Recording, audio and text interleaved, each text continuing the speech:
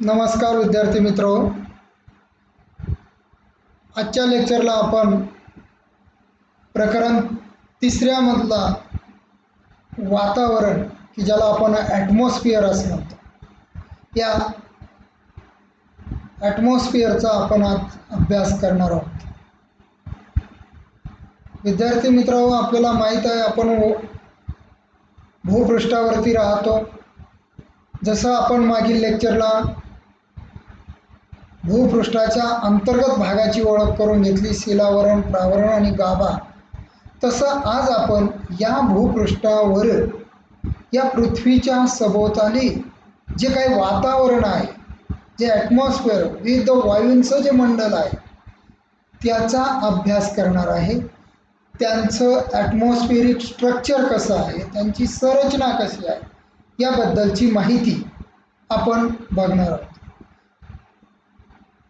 तर एवढं लक्षात घ्या, वातावरण म्हणजे काय, तर ह्या भूपृष्ठाच्या वरचा भाग, भूपृष्ठावरील अगदी जी काही अवकाशामध्ये आकाशापर्यंतची जी काही विराट पोकळी आहे, ते आपण जनरली वातावरण असतं. हे वातावरण म्हणजे एकंदरीत काय, तर विविध या वातावरणात विविध प्रकारचे वायू आहेत. त्यामध्ये नायट्रोजन आहे, हायड्रोजन आहे, ऑक्सिजन आहे, ऑर्गॉन आहे, मिथेन आहे, क्रिप्टन आहे, झेनॉन आहे, वॉटर व्हेपर आहे, बाष्प आहे, दव आहे, धुके आहे. हे जे काही वातावरण आहे, हे वातावरण कशा पद्धतीची त्यांची रचना आहे, तर हे आपण समजून घेणार आहोत. तर सुरुवातीला आपण पृथ्वीच्या भोवतालच्या वातावरणाचे संघटन म्हणजे कॉम्पोजिशन्स ऑफ ॲटमॉस्फिअर हे समजून घेणार आहोत. आता याचं जर आपण बघितलं तर या पृथ्वीच्या सभोवताली एक वातावरण, आता इतर ग्रहांचा विचार आपण अगोदर करू. आता सूर्य आणि सूर्याच्या भोवती असणारे सर्व ग्रह, ते वेगवेगळे ग्रह, बुध आहे, शुक्र आहे, गुरु आहे, शनी आहे, नेपच्यून आहे, पृथ्वी आहे, ठीक आहे, युरेनियस आहे, आणि अजून काही ग्रहांचा शोध लागत आहे. त्यापैकी फक्त पृथ्वीवरतीच एक मोठ्या प्रकारचं वातावरण की विविध प्रकारचे वायुमंडळ ह्या पृथ्वीभोवती आपल्याला पाहायला. मग इतर ग्रहावरती नाही का, तर इतर ग्रहावरती देखील आहे, परंतु पृथ्वी हा एकमेव असा ग्रह आहे की ज्याला स्वतःचं ग्रॅव्हिटेशनल फोर्स आहे, म्हणजे गुरुत्वाकर्षण शक्ती, की त्या गुरुत्वाकर्षण शक्तीमुळे या पृथ्वीच्या सभोवताली एक वातावरण टिकून आहे. म्हणून त्यामध्ये जड वायू जे असतील ते पृथ्वीच्या सभोवताली असतील, काही किलोमीटर अंतरापर्यंत असतील. तर 11 किलोमीटरमध्ये म्हणजे जड वायू कोणते, तर त्यामध्ये थोडक्यात आपल्याला सांगते वॉटर व्हेपर असेल, कार्बन असेल, ठीक आहे, ऑक्सिजन असेल, हे जड वायू जे आहेत ते पृथ्वीच्या, त्यापेक्षा हेलियम, क्रिप्टॉन, झेनॉन जसे हलके वायू हे भूपृष्ठापासून वरवर असतील. तर आपल्याला एकंदरीत आकृती बघितल्यानंतर आपल्या लक्षात येईल की पृथ्वी आणि पृथ्वीच्या सभोवताली जे काही मुख्य स्तर आहे ते पुढे आपल्याला येणार आहे. उदाहरणार्थ तापांबरामध्ये मग कोणते वायू, त्यामध्ये कोणकोणत्या फिनॉमिना, क्लायमेटिकल कंडिशन, वेगवेगळ्या ज्या काही घटना असतील, एव्हिडन्स असतील ते पाहिलं. तपांबर आहे, त्यानंतर स्थितांबर आहे, दलांबर आहे आणि शेवटी बाह्यांबर आहे. तर या घटकांचा आपल्याला विचार या ठिकाणी आपण पुढे करणार आहोत. तर यामध्ये आपण वेगवेगळे जे वायू आहेत ते वायू प्रथम आपल्याला वायू समजून घ्यायचे आणि त्यांचं महत्त्व देखील आपल्याला समजून घ्यायचं. तर आपल्याला माहिती आहे आता वातावरणाची अगोदर व्याख्या आपण समजून घ्या की पृथ्वीच्या सभोवताली असणाऱ्या विविध प्रकारच्या वायूंचं मिश्रण, विविध प्रकारचे वायू आहे की नाही, त्याला काय म्हणायचं, वातावरण हे पृथ्वीवरती आहे. म्हणून पृथ्वीवरती सजीव सृष्टी निर्माण झाली. कारण का, वातावरणामध्ये H2 हायड्रोजन, ऑक्सिजन आहे, यांचे आयन एकत्र येऊन काय झालं, पाणी तयार झालं. आणि पाणी हे सर्व सजीवांचे काय आहे, जीवन आहे पाणी. आणि त्या पाण्यामुळं अगदी सूक्ष्म जीवापासून ते मोठे प्राणी तयार झाले. म्हणून आपल्याला लक्षात घ्यायचं की वेगवेगळे वायू आणि त्याचे महत्त्व. तर यामध्ये प्रथम आपल्या या पृथ्वीच्या सभोवताली असणारा एक जो वायू आहे तुलनेने तो हलका म्हणजे नत्र ज्याला नायट्रोजन असं म्हणतो. आता नायट्रोजन हा वायू वातावरणामध्ये कोणत्याही वायूच्या तुलनेत जर आपण बघितलं तर सर्वात जास्त पसरलेला म्हणजे सर्वात जास्त वायूमधलं प्रमाण बघितलं तर या नायट्रोजनचं आहे. आता तुम्ही म्हणता ऑक्सिजन नाही, ऑक्सिजन 23% आहे. नायट्रोजनचा विचार केला तर 78% नायट्रोजन हा पृथ्वीच्या वातावरणामध्ये पसरलेला आहे. म्हणजे 78% भाग व्यापलेला हा वायू नंबर 1चा आहे. आता याचा जो शोध आहे हवेतील संयुगांना विघटित करण्यासाठी जे काही स्कॉटिश शास्त्रज्ञ होते डॅनियल रुदरफोर्ड यांनी इसवी सन 1762 साली या वायूचा शोध लावला. बघा, एक मार्काला प्रश्न विचारला जाऊ शकतो. नायट्रोजनचं प्रमाण हे सर्वात जास्त 78%. त्यामध्ये त्या हवेतील संयुगांना विघटित करण्याचा जो प्रयत्न करत होता भौतिक शास्त्रज्ञ स्कॉटिश हा देश आहे. तर डॅनियल रुदरफोर्ड यांनी इसवी सन 1762 साली या वायूचा शोध लावला. याला नायट्रोजनचा या वायूला त्यांनी नत्रवायू असंही म्हटलं जातं. नत्रवायू का तर विशिष्ट प्रकारचे मृदेमध्ये जे नायट्रोजन घटक जर असेल तर ती पिकं चांगली येतात म्हणजे खतासाठी त्याचा उपयोग केला जातो. म्हणून नत्रयुक्त खतं त्याच्यामध्ये नायट्रोजन NPK तुम्ही नायट्रोजन पोटॅश कॅल्शियम आहे की नाही NPK नायट्रोजन. तर वनस्पतीच्या पेशी मजबूत होण्यासाठी नायट्रोजन हा वायू अतिशय महत्त्वपूर्ण आहे. म्हणून तर खताच्या मात्रामध्ये नायट्रोजन दिला जातो. हे तर आपलं सर्व शेतकऱ्याची मुलं आपल्याला माहिती आहे की नाही. तर हे लक्षात घ्या. वातावरणातील ऑक्सिजनची तीव्रता कमी होण्यासाठी नायट्रोजन हा महत्त्वपूर्ण वायू ठीक आहे नाही. वातावरणातील ऑक्सिजनची तीव्रता कमी करण्यासाठी देखील हा वायू नायट्रोजन हा महत्त्वपूर्ण वायू. आता नायट्रोजन हा वायूला नत्र वायू असे म्हणतात त्याचं आहे की नाही. नत्राचा उपयोग हा सजीवांना थेट होत नसला तरी सजीवांच्या वाढीसाठी आणि वनस्पतींच्या पेशी मजबूत करण्यासाठी हा नायट्रोजन वायू अतिशय महत्त्वपूर्ण आहे. तर हे आपल्याला या ठिकाणी नायट्रोजनचं महत्त्व सांगतं. आता त्याचनंतर नंबर 2चा जो वायू आहे वातावरणामधला तो आहे ऑक्सिजन O2. आपल्याला सर्वांना हा परिचित आहे कारण ऑक्सिजन शिवाय आपण जगू शकत नाही. ऑक्सिजन नसेल म्हणजे थोडक्यात आपण जर अगदी नाक आणि तोंड जर काही 1-2 मिनिट बंद केलं तर आपल्याला ऑक्सिजनचं लगेच महत्त्व कळतं कारण ऑक्सिजन हा सर्व सजीवांसाठी उपयुक्त आहे.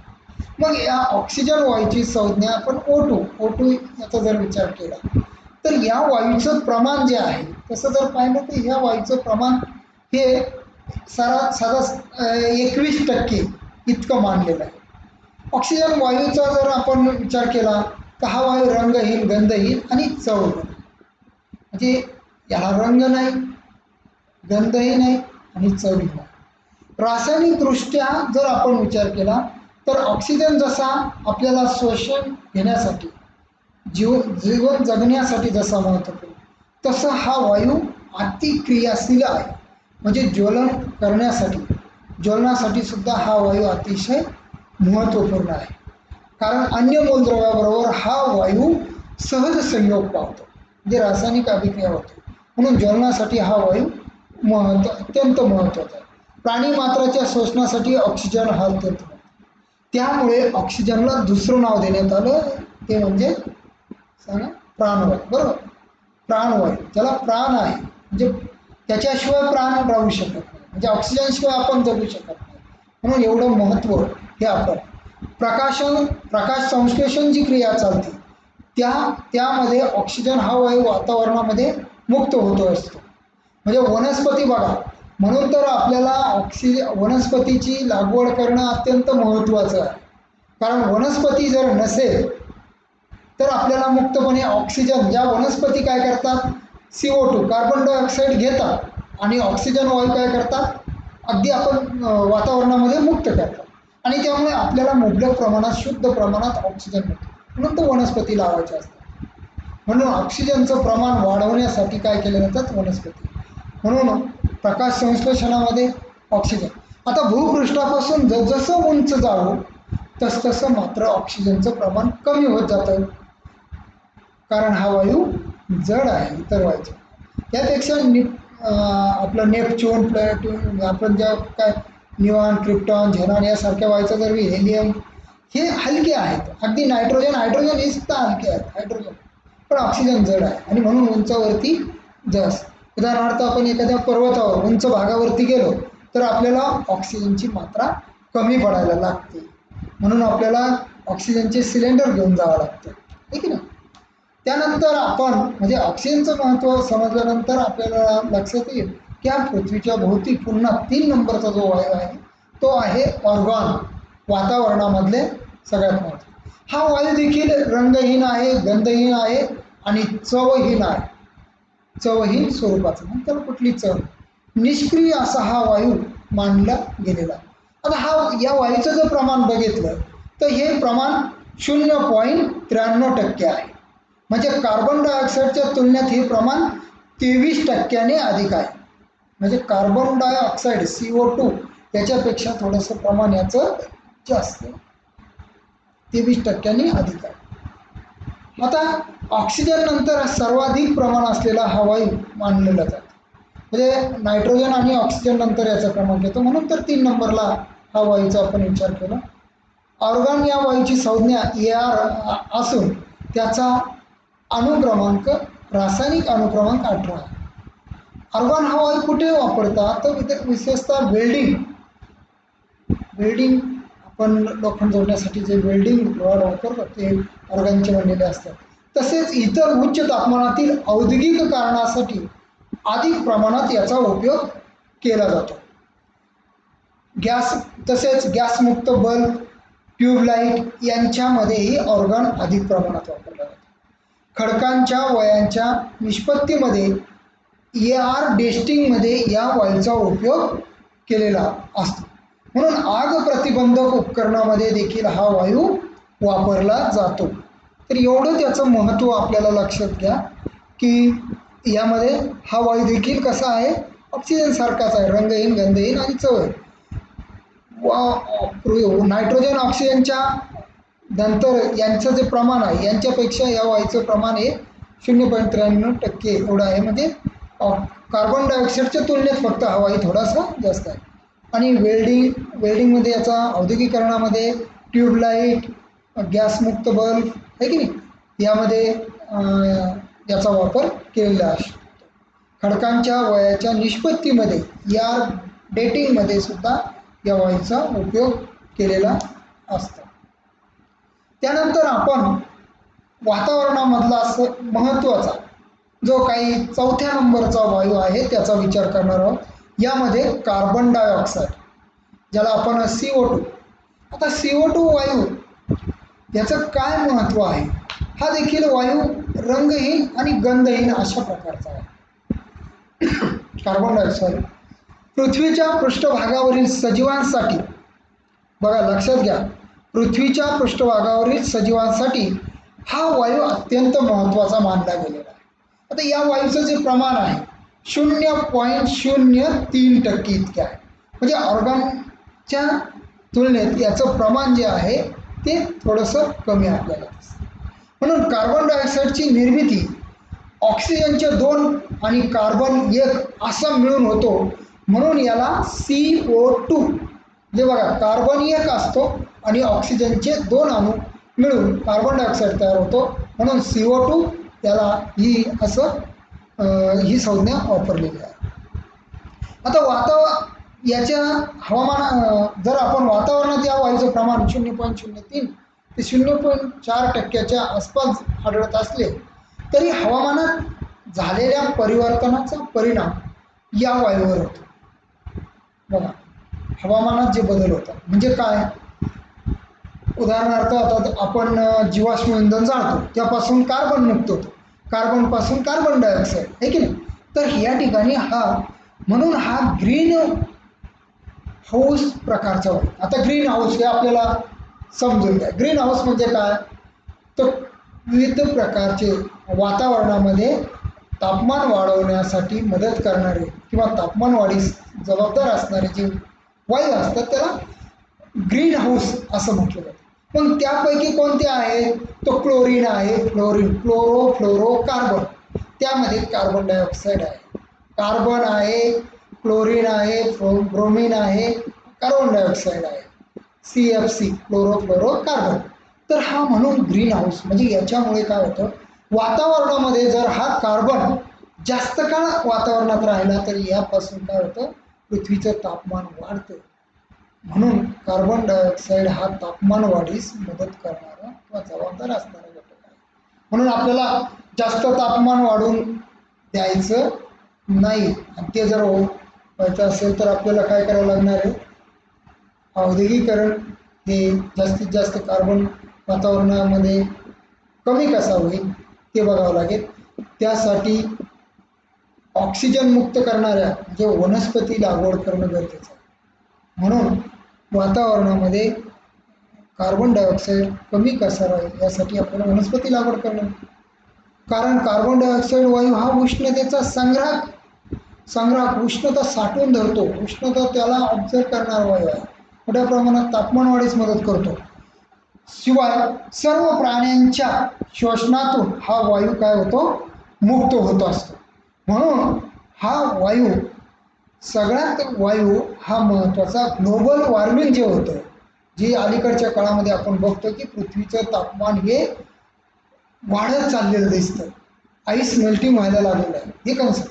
तर त्याला रिस्पॉन्सिबल हा वायू आहे कार्बन डायऑक्साईड.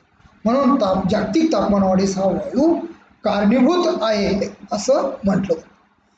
त्यानंतर आपण जाणार आहोत वातावरणामधला 5 नंबरचा वायू की ज्याला ओझोन. ओझोन म्हणजे ऑक्सिजनचे 3 अणू, ओझोन वायू. आता ओझोन आणखी महत्त्वाचा म्हणजे हा वातावरणातील एक महत्त्वाचा प्रमाण बदलणारा घटक म्हणजे ओझोन आहे. बघा, ओझोन हा अति तीव्र ऑक्सिडीकारक आहे. ऑक्सिजन वायूचे विषारू स्वरूप म्हणजेच ओझोन वायू. बघा आता का ओझोनचे 3 वायू म्हणजे वातावरणामधला हा विषारू का म्हटलेलं आहे, तर जास्त तुम्हाला हवा जर अशी दिली एकच खूप मोठ्या प्रमाणात तर ते चालेल का, नाही. तर ते योग्य असं प्रमाणात दिलं तर ते आपल्याला व्यवस्थित राहील. म्हणून वातावरणामध्ये याचं जास्त प्रमाण असलेला हा वायू आहे. आता वातावरणामध्ये तो खूपच अल्प प्रमाणात आढळतो बरं का, लक्षात घ्या. त्यामुळे वातावरणामध्ये ओझोनची क्रियाशीलत्व सीमित आहे.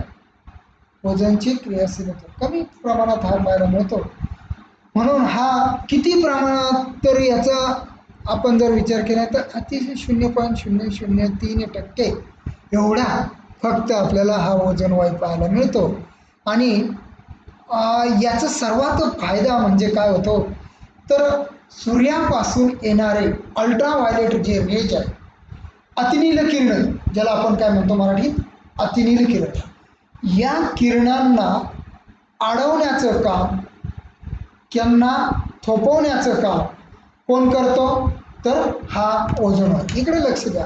आता ही सूर्यापासून येणारी अतिनील किरण, पण हा ओझोनचा लेअर असेल तर या ठिकाणी ओझोन वायू काय करेल, हा आडवा जे दिसतो हा ओझोन रेज धरा, ही सूर्याची अल्ट्राव्हायलेट रेज असते. तर या किरणांना या ठिकाणी शोषून घेण्याचं काम, ऑब्झर्व करण्याचं काम काय करतं, हे ओझोन वायू करतं. आणि त्यामुळे अतिनील किरण ही अल्ट्राव्हायलेट रेज की जे मानवी सजीव सृष्टीला अतिशय हानिकारक असतात, ती किरणं शोषून घेण्याचं किंवा अडवण्याचं काम हे ओझोनच्या वायूमुळे होतं. आणि म्हणून ओझोन वायू हे खूप महत्त्वपूर्ण मानला जातो. सजीवांचा बचाव केवळ या ओझोनच्या वायूमुळेच होतो असं. अलीकडच्या काळामध्ये आपण जर बघितलं तर हा ओझोन वायू हळूहळू याची जाडी जी आहे, थिकनेस, ती जाडी कमी व्हायला लागली. आणि त्यामुळे कदाचित अल्ट्राव्हायलेट रेज काही भागामध्ये ती डायरेक्टली यायला सुरू, आणि त्यामुळे त्वचेचे कॅन्सर, वेगवेगळे प्रकारचे विकार पृथ्वीचं तापमान वाढणं किंवा वातावरणामध्ये सडनली होणारे बदल यासारख्या गोष्टी घडायला लागल्या. आईस मेल्टिंग, ओझोनला होल पडतं, ओझोनचं छिद्र वाढतंय असं आपण नेहमी म्हणतो. हे काय होणार आहे तर त्यामुळे मोठमोठे आईस मेल्टिंग, उत्तर ध्रुव, नॉर्थ पोल, साऊथ पोलचा जो बर्फाळ भाग आहे तो भाग वितळणार आहे आणि भविष्यामध्ये त्यामुळे काय होणार आहे तर आपल्याला या पृथ्वीचं तापमान वाढून कदाचित सजीव सृष्टीला धोका आहे. म्हणून आपल्याला ओझोनचं संरक्षण कवच टिकवण्यासाठी मोठ्या प्रमाणात वनस्पती लावतो. ओझोनचा क्षय हा साधारणपणे 1900 म्हणूनच असं म्हटलं जातं की 1975 नंतरच्या ज्यावेळेस निरीक्षण केलं गेलं त्यावेळेस दक्षिण गोलार्धाच्या भागामध्ये अंटार्क्टिकाला होल पडायला सुरुवात झाली. ओझोनला छिद्र पडलं, ओझोनचं प्रमाण 40% कमी झालेलं आहे आणि या अवस्थेमध्ये अंटार्क्टिकावरती ओझोन छिद्र जर असंच वाढत गेलं तर ते 12 ते 25 किलोमीटरच्या दरम्यान आहे. हे जर ओझोनचं छिद्र वाढलं तर कदाचित आपल्याला हे जे आईस मेल्टिंग मोठ्या प्रमाणात अंटार्क्टिकावरती होईल आणि त्यामुळे सागरी पातळी देखील वाढेल आणि त्यामुळे भूपृष्ठ, सागरावरची असणारी किनाऱ्यालगतचे भूभाग, सागरी बेटं पूर्णपणे पाण्याखाली जातील आणि त्यामुळे प्रचंड सजीवसृष्टी आणि नैसर्गिक सृष्टीचा नाश झालेला आपल्याला पाहायला मिळणार आहे. म्हणून या वायूचं संरक्षण किंवा याचं जतन करणं गरजेचं आहे. त्यासाठी आपल्याला वनस्पती लागवड आणि वाढतं प्रदूषण थांबवणं अत्यंत महत्त्वाचं आहे. त्यानंतर आपण या ठिकाणी विचार करणार आहोत तिसऱ्या वायूचा की ज्याला आपण हायड्रोजन असं म्हणतो. हायड्रोजन म्हणजे हायड्रोजन H2 याची संज्ञा काय आहे, रासायनिक संज्ञा H2. आता हायड्रोजन हा रासायनिक आवर्त सारणीतील म्हणजेच मूलद्रव्याच्या विशिष्ट पद्धतीने केलेल्या कोष्टकारूप मांडणीतील पहिले मूलद्रव्य असो. त्याचा अनुक्रमांक 1 आहे. त्याचा गुणधर्म असाधारण स्वरूपाचा आहे. त्याचं वजनी प्रमाण जर बघितलं तर तसा हा हलका वायू असल्यामुळे याचं 0.14% एवढंच प्रमाण या ठिकाणी वजनी प्रमाण आपल्याला पाहिजे. भूपृष्ठावर महासागर, हिमस्तर, नद्या, सरोवरे आणि वातावरण यातील पाण्यामधील त्याचं प्रमाण प्रचंड आहे. हायड्रोजन हा पाण्यासाठी. हायड्रोजन सुद्धा हा वायू रंगहीन आहे, गंधहीन आहे, रुचिहीन म्हणजे चवहीन आहे आणि तो वजनाने सर्वात हलका वायू आहे. हायड्रोजन हा वजनाने हलका असल्यामुळे तो उंच पाहायला मिळतो, वरती जास्त उंचीवरती पाहायला मिळतो. हायड्रोजन हा ऑक्सिजन बरोबर सहजपणे जुळून घेतो किंवा त्याची ऑक्सिजन बरोबर संयोग होतो आणि त्यापासून H2O म्हणजेच पाणी तयार होते. म्हणून हा सर्वात आधी लक्षात आलेला हायड्रोजनचा महत्त्वाचा रासायनिक गुण. म्हणून जलनिर्माता या अर्थाने या वायूकडे पाहिलं जातं. तर प्रकाश संश्लेषण, प्रकाश मध्ये किरणे यामध्ये हायड्रोजन हा वायू महत्त्वाचा आहे. तर हायड्रोजन नंतर ज्या काही अलीकडच्या काळामध्ये आपल्याला हेलियम वायू तत्सम वातावरणामध्ये वापरला जातो आणि विविध प्रकारच्या रसायनाच्या उत्पादनांमध्ये हायड्रोजन कच्चा माल म्हणून वापरला जातो.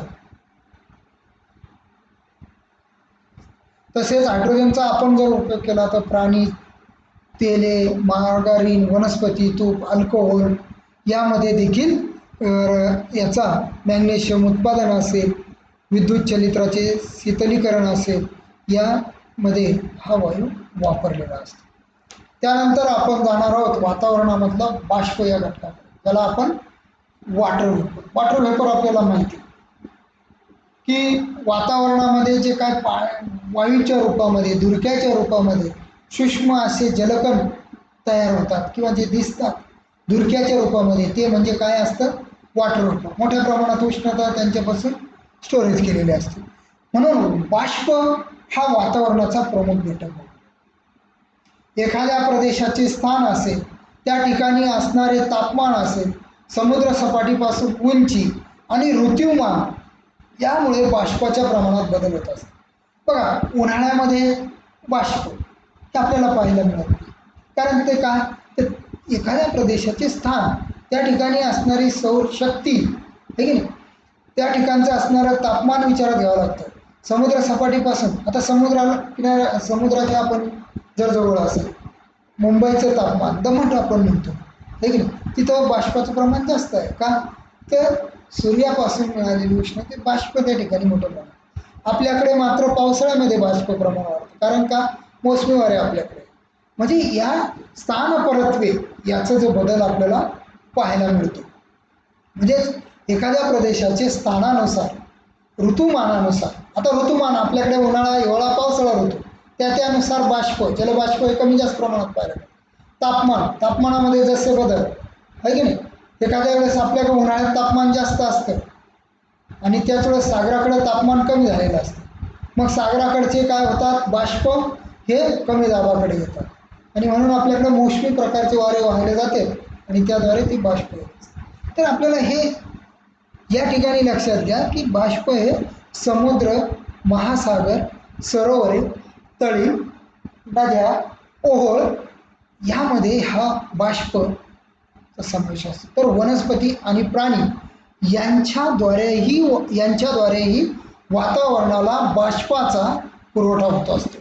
म्हणजे वातावरणामध्ये बाष्प जर बघितलं तर बाष्प हे कोणापासून जातं, तर सर्वात महत्त्वाचा जो जलस्रोत आहे, जलस्रोत जे काही पाण्याचे भाग आहे त्यातून बाष्प हे वातावरणामध्ये जात असते. महासागर, नद्या, सरोवरे हे आपल्याला मी सांगितलं, ठीक आहे. तसेच वनस्पती, आता वनस्पती बघा, आपण जसं प्रकाश संश्लेषण आहे की नाही, ऑक्सिजन निर्मिती, तसं बाष्पाचं एक्सपोलिएशन, बाष्प वातावरणामध्ये सोडण्याचं काम. म्हणजे वनस्पतीनं घेतलेलं पाणी त्या वनस्पतीचे जी पानं आहेत, साल आहे, यांच्याद्वारे वातावरणामध्ये सोडलं जातं. हे वनस्पतीपासून, प्राण्यांपासून देखील बाष्प हे बाहेर सोडलं जातं, वातावरणामध्ये पुरवठा.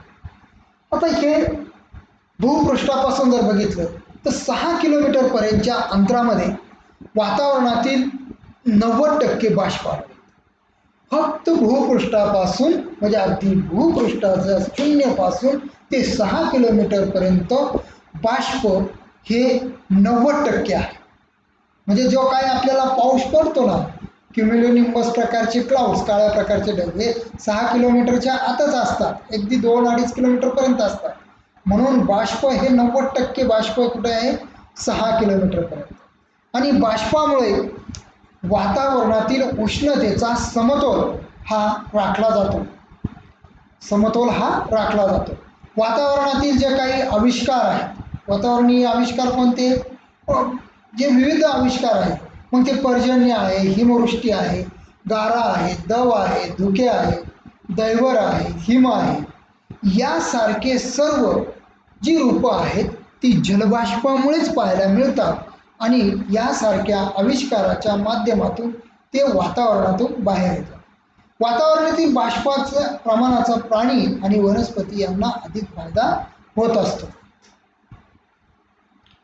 त्यानंतर आपण जाणार आहोत की धुलीकण, डस्ट.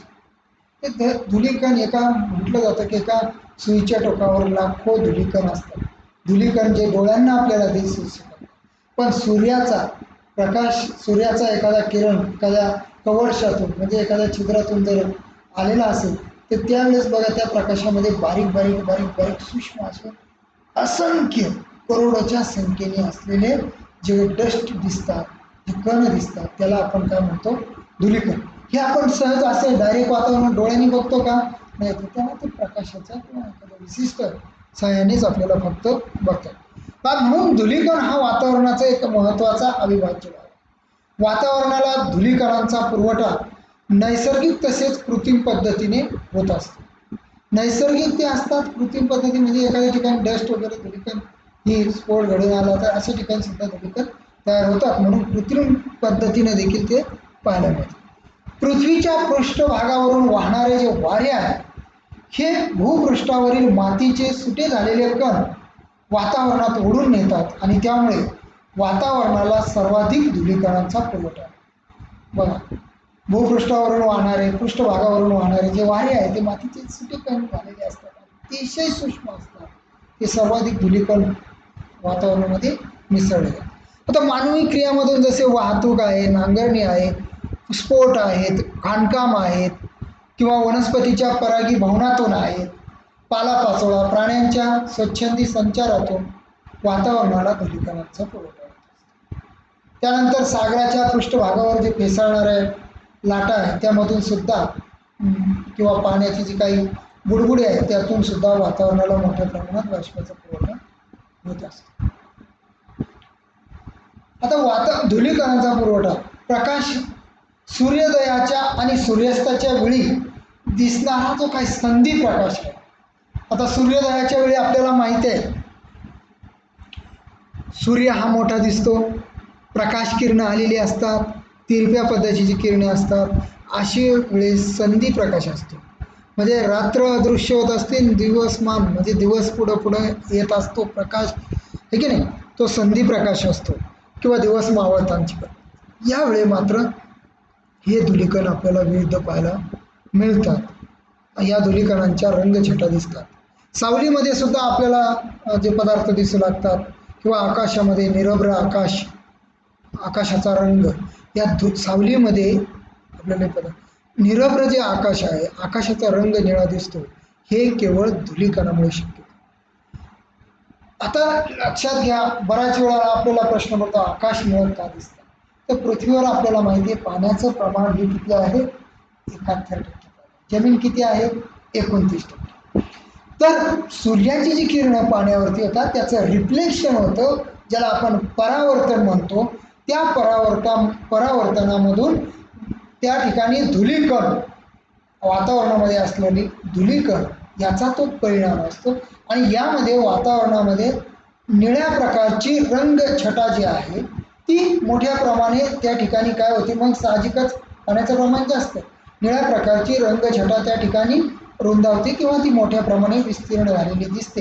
आणि म्हणून त्या ठिकाणी आकाश हे महत्त्वाचं. आविष्कारामध्ये किरणांची भूमिका, हे धुलीकणांची भूमिका ही महत्त्वाची मानली गेलेली आहे. तर थँक्यू.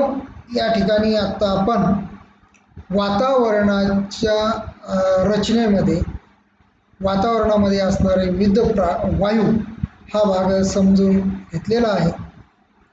राहिलेला भाग आपण आता याच प्रकरणामधला ब घटक किंवा ज्याला बी आपण म्हणू, त्यामध्ये वातावरणाची संरचना, ज्याला ॲटमॉस्फेरिक स्ट्रक्चर. आता आपण जे काय बघितलं ते ॲटमॉस्फेरिक कॉम्पोजिशन, म्हणजे विविध वातावरणामध्ये असणारे विविध वायू. परंतु आता पुढच्या प्रकरणामध्ये उद्याच्या लेक्चरला आपण बघणार आहोत वातावरणाची संरचना, वातावरणाची त्याला आपण काय म्हणू, स्ट्रक्चर. तर यामध्ये पृथ्वीच्या सभोवताली असणारे उंचीनुसार जे काही वेगवेगळे स्तर आहेत त्यामध्ये तपांबर, स्थितांबर, बलांबर आणि बाह्यांबर याचा भाग आपण उद्याच्या लेक्चरला बघूया. आपण या ठिकाणी सर्वजण सामील झाला आणि या ठिकाणी असेच पुढच्या लेक्चरला सर्वजण सामील होऊन थांबूयात आपण. कोणाला काही शंका असेल, काही प्रश्न विचारायचे असेल तर विचारू शकता. प्रश्न तयार करून ठेवा. आत्ताही आपण 2 मिनिटं त्यासाठी देतोय. आपल्याला विचारायचं काय, विचार काय, पुढच्या वेळेस विचारता. ठीक आहे. पण समजतंय ना, अगदी तुमच्या भाषेमध्ये, साध्या सुध्या भाषेमध्ये मी समजवण्याचा हा प्रयत्न करतोय. ऑनलाईन आहे, मला माहीत आहे आपल्याला थोडंसं मोकळ्या वातावरणामध्ये प्रत्यक्ष या ठिकाणी येता येत नाही आहे कोविड संसर्गजन्य या विषाणू साथीच्या रोगामुळे. परंतु आपण ठीक आहे, ऑनलाईन हे लेक्चर घेऊया. काही शंका असेल तर विचारू शकता तुम्ही ऑनलाईन, तसं काही नाही. थांबूया. ओके.